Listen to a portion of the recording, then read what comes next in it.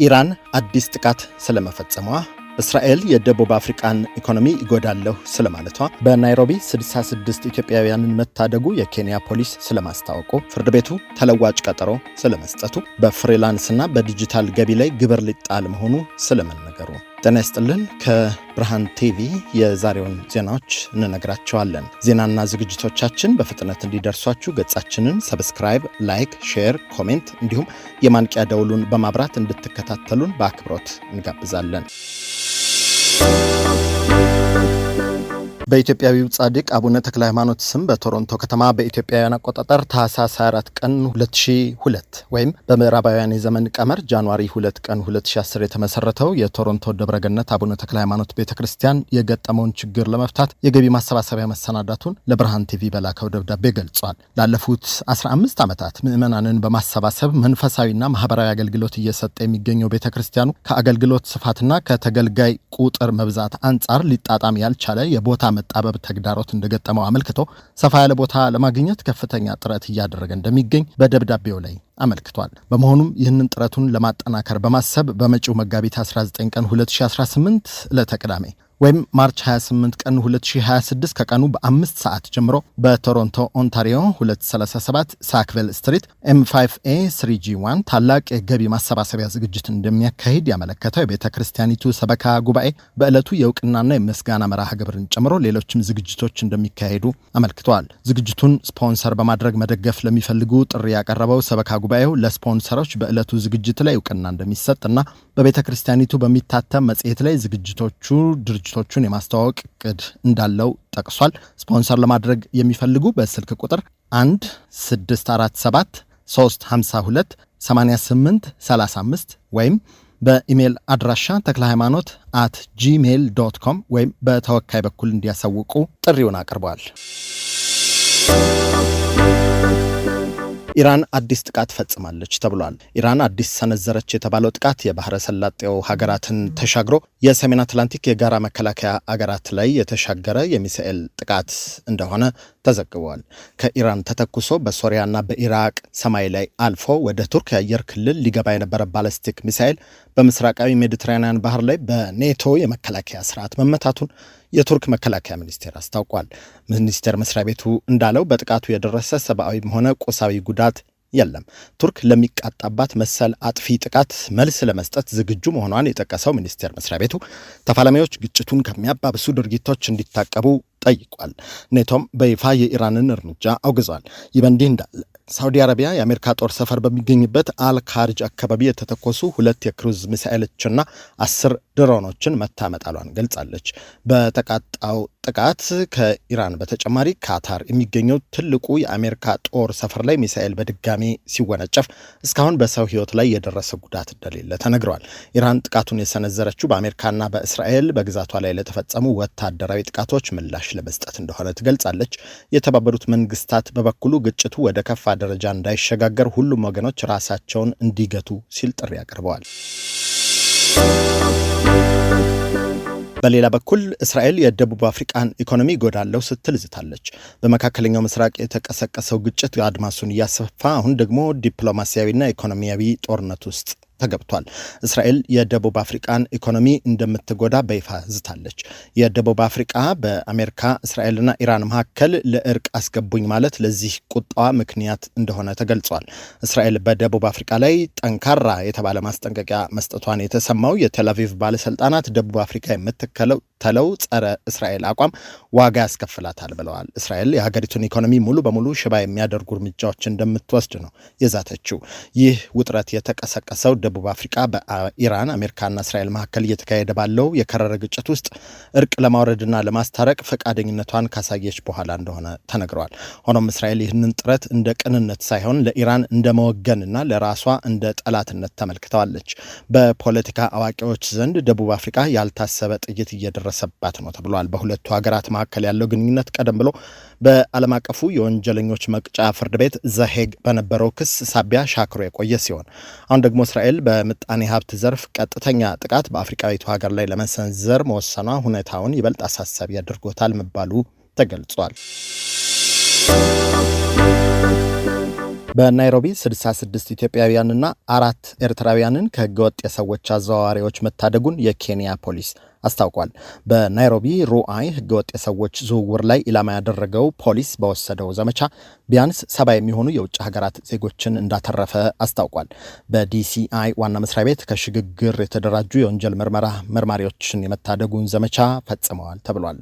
መኮንኖች በሩአይ አካባቢ የሚገኘውን የመኖሪያ ቤት በመውረር በደርዘን የሚቆጠሩ የውጭ ሀገራት ዜጎች ግልጽ ባልሆኑ ሁኔታዎች ውስጥ ተቆልፎባቸው ተገኝተዋል ብለዋል። በኋላም ከሩአይ ፖሊስ ጣቢያ በመጡ መኮንኖች የተያዙት ሰዎች ከእስር መለቀቃቸውን የተነገረው። እንደ ፖሊስ ማብራሪያ ከሆነ ከተያዙት ግለሰቦች ውስጥ 66ቱ ኢትዮጵያውያን እንዲሁም 4ቱ ኢትዮጵያውያን ጨምሮ 70 ግለሰቦች ከመኖሪያ ቤት ውስጥ መታደጉን አመልክቷል። ከጉዳዩ ጋር በተያያዘ አንድ ኬንያዊ በቦታው ተይዟል ተብሏል። ከህገወጥ አዘዋዋሪዎች የዳኑት ግለሰቦች ተጨማሪ ምርመራ እየተደረገላቸው እንደሚገኝም ተዘግቧል። የተረፉት ሰዎች የተሻለ ኑሮን ፍለጋ ወደ ደቡብ አፍሪካ እያቀኑ መሆናቸውን ሲናገሩ አብዛኛዎቹ በሞያሌ መንገድ ወደ ደቡብ አፍሪካና በመካከለኛው ምስራቅ ለመድረስ እንደሚጠቀሙበት የኬንያ ፖሊስ ገልጿል። ፍርድ ቤቱ ተለዋጭ ቀጠሮ መስጠቱ ተሰምቷል። የኢትዮጵያ ብሔራዊ ምርጫ ቦርድ በ5 የምርጫ ክልሎች ላይ ያስተላለፈውን ውሳኔ በመቃወም የቀረበውን አቤቱታ የሚመለከተው የፌዴራል መጀመሪያ ደረጃ ፍርድ ቤት ለመጋቢት 2 ቀን 2018 ቀጠሮ መስጠቱ ተሰምቷል።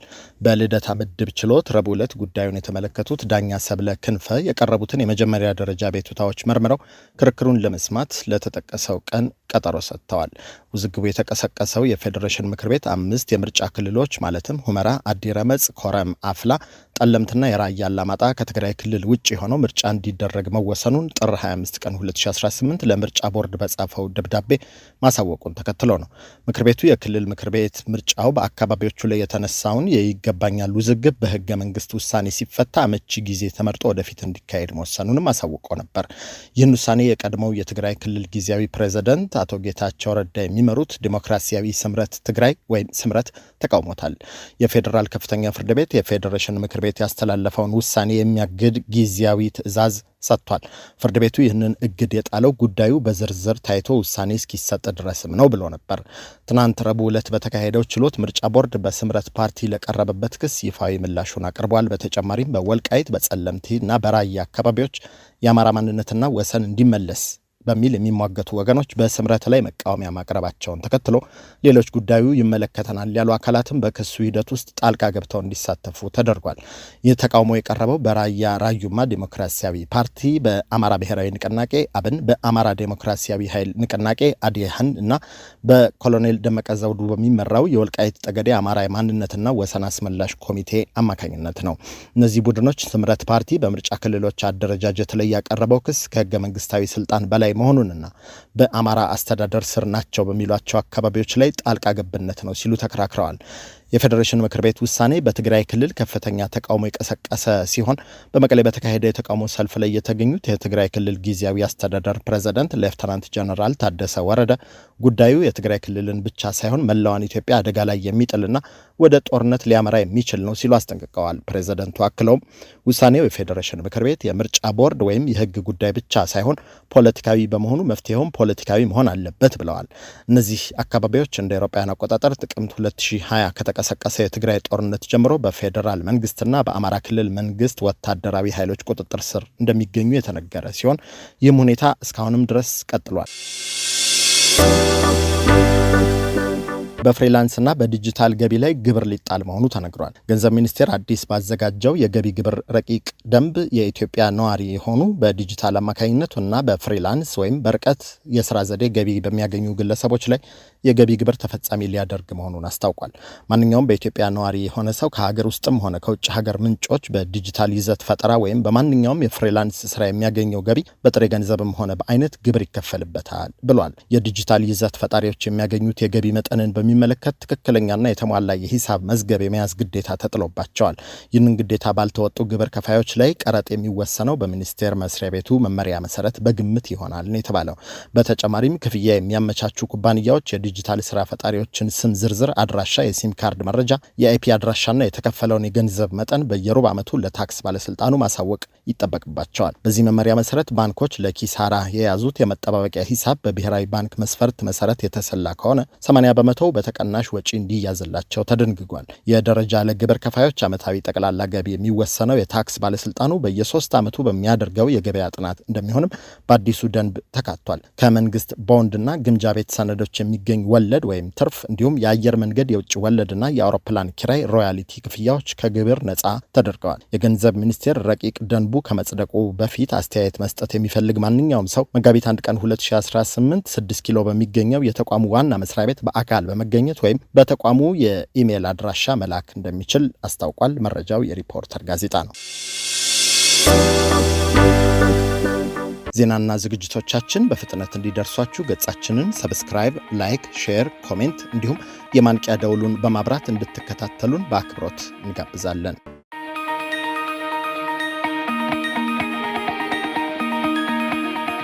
እንኳን ደስ አላችሁ። ለኢትዮጵያና ኢትዮጵያውያን ታማኝ የመረጃ ምንጭ ሆኖ የኖረው ብርሃን ቲቪ 16 ዓመት ሞላው። ከቶሮንቶ ካናዳ አየር ተነስቶ በኢትዮጵያና በመላው ዓለም ለሚገኙ ወገኖቻችን ሁሉ በልዩ ዝግጅት የተሰናዱ ጥንቅሮችን እያስደመጠ የተለያዩ የሚዲያ አገልግሎቶችን እየሰጠ ብርሃን ቲቪ እስካሁን አብሯችሁ ቆይቷል።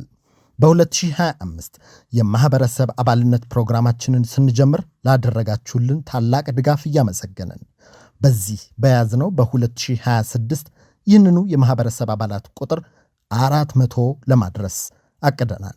በአሁኑ ወቅት ኢትዮጵያ ከሚገኙ ባለሙያ ጋዜጠኞችና አርታኢዎች ጋር በመስራት ጥራት ያለው እውነተኛ ዜና ለማቅረብ እየተጋ ያለው ብርሃን ቲቪ በወር $10 በዓመት $120 በማዋጣት ነፃና ታማኝ የማህበረሰብ ሚዲያን ለማጠናከር እንድትደግፉ ጥሪውን ያቀርባል። ነፃ የማህበረሰብ ሚዲያን ለመመስረት አብራችሁን ስለምትቆሙ ከልብ እናመሰግናለን። ብርሃን ቲቪ 16 የመረጃ ዓመታት